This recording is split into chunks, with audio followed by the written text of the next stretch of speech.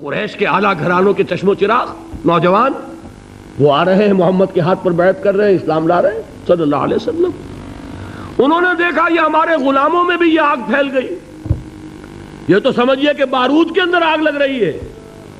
یہ ابھی تک تو قانے تھے جو ظلم ہم کر رہے تھے اس پر، لیکن ان کے اندر اگر یہ ایمان اور اسلام کی دعوت اور تحریک ان میں پھیل گئی تو ہمارا اقتدار اور ہمارا یہ پورا نظام جو ہے یہ چوپٹ ہو جائے گا۔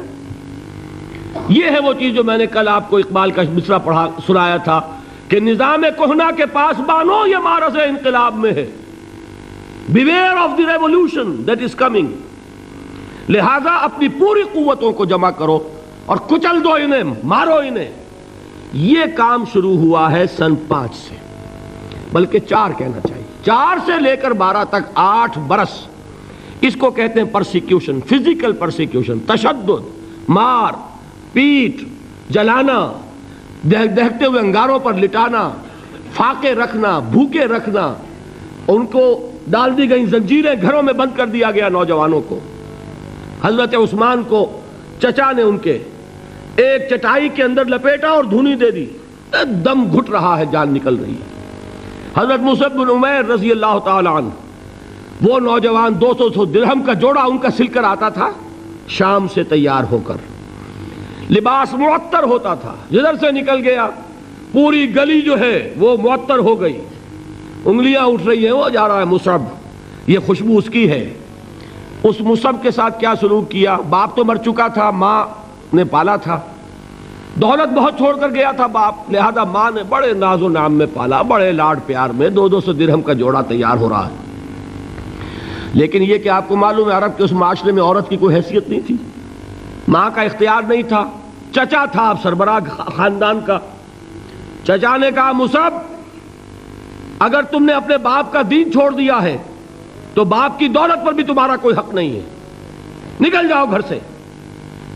اس نے یہ سوچا تھا کہ مصعب کے ہوش ٹھکانے آ جائیں گے، دن میں تارے نظر آ جائیں گے، ناز و نام میں پلا ہوا گھر سے نکل کے جائے گا کہاں، یہ سارا نشہ جو ہے توحید کا یہ حیران ہو جائے گا۔ حضرت مصعب کا جواب بالکل برعکس تھا، اچھا ٹھیک ہے چچا جان میں گھر چھوڑتا ہوں۔ وہی بات جو کبھی کہی تھی ابراہیم نے، باپ نے کیا کہا تھا؟ واجرنی ملیہ، جاؤ چلے جاؤ، دفع ہو جاؤ میری نگاہوں سے۔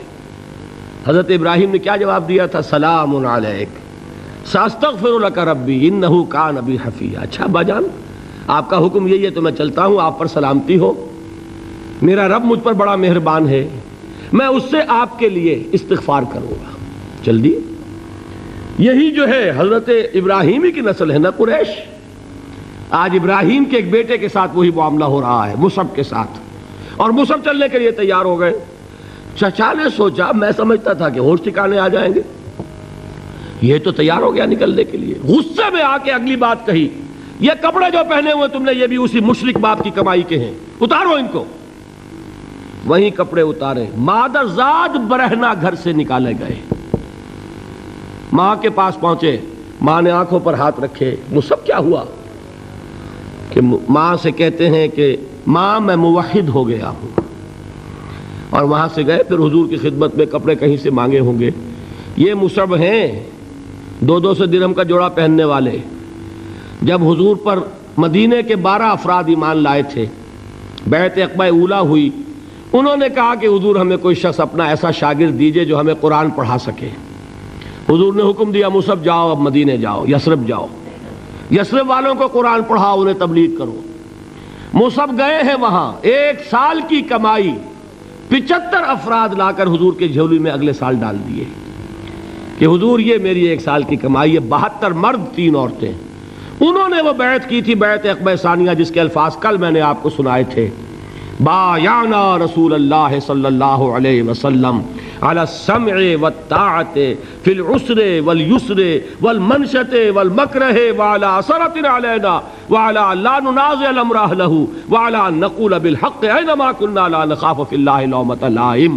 یہ 72 مرد تھے مدینے کے جنہوں نے یہ بیعت کی۔ پھر انہوں نے ریکویسٹ کی کہ حضور اب آپ ہمارے ہاں تشریف لائیے، ہم اگر یہ مکے والے وہاں حملہ کریں گے تو ہم آپ کی حفاظت کریں گے جیسے کہ اپنے اہل و عیال کی کرتے ہیں۔ بہرحال وہ مصعب بن عمیر ہیں جو غزوہ احد میں شہید ہوئے، اور جب شہید ہوئے تو ان کے جسم پر صرف ایک چادر تھی. ایک بات تو یہ نوٹ کیجئے، موضوع سے ذرا بات تھوڑی ادھر ادھر جا رہی ہے، لیکن یہی چیزیں ہیں اصل میں کہ جو ہمارے دلوں کو منور کرنے والی ہیں نور ایمان سے. وہ علم بردار تھے غزوہ احد میں، جھنڈا مسلمانوں کا ان کے پاس تھا.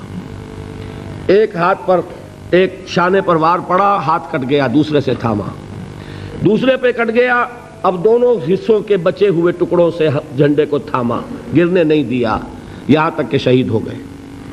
گرے ہیں تو جھنڈا گرا ہے. شکل میں حضور سے بہت مشابہ تھے. خبر اڑ گئی کہ محمد شہید ہو گئے صلی اللہ علیہ وسلم. یہ مصعب بن عمیر کا واقعہ ہے. جب ان کو اب دفن کرنے کا وقت آیا، اور شہید کے لیے کفن جو ہے اس کا وہی لباس ہوتا ہے جو شہادت کے وقت ہو. حضور کے سامنے ایک پرابلم پیش کیا گیا. حضور، مصعب کے جسم پر تو ایک چادر تھی، اور وہ چادر بھی اتنی چھوٹی ہے، یعنی 2 گز کی چادر بھی نہیں ہے. اس سے اگر سر ڈھانپتے ہیں مصعب کا تو پیر کھل جاتے ہیں، پیر ڈھانپتے ہیں تو سر کھلتا ہے.